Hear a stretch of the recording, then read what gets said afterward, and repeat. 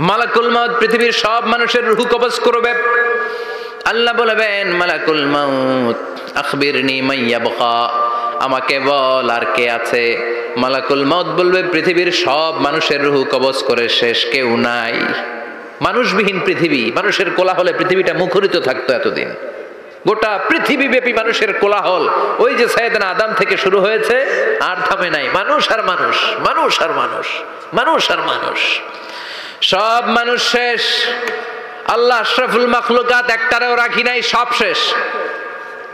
শুধু আছে জিন জাতি। আল্লাহ বলবেন, যাও এবার জিন জাতি ধরো, জিনদের রুহু কবজ করো। মালাকুল মাউত কিন্তু জিনদের রুহু কবজ করে। ওমা খলাকতুল জিন্না ওয়াল ইনসা ইল্লা লিয়াবুদুন। জিন জাতি আর মানব জাতি, এই দুই জাতিকে আল্লাহ তাআলা তৈরি করেছে কার ইবাদতের জন্য। আমরা যেমনি নামাজ পড়ি, জিনেরাও নামাজ পড়ে।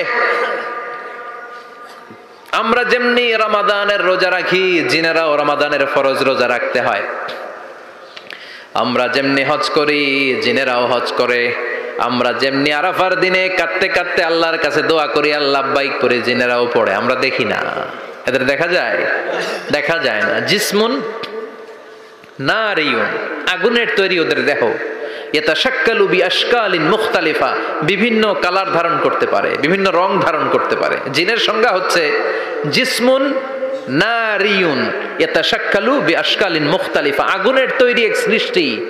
বিভিন্ন সূরত তারা নিতে পারে, মানুষের সূরত নিতে পারে, প্রাণীর সূরত নিতে পারে, ঠিক কি না? মালাকুল মাউত জিন জাতি হত্যা করতে শুরু করবেন, রূহ কবজ করবেন। করতে করতে সব শেষ।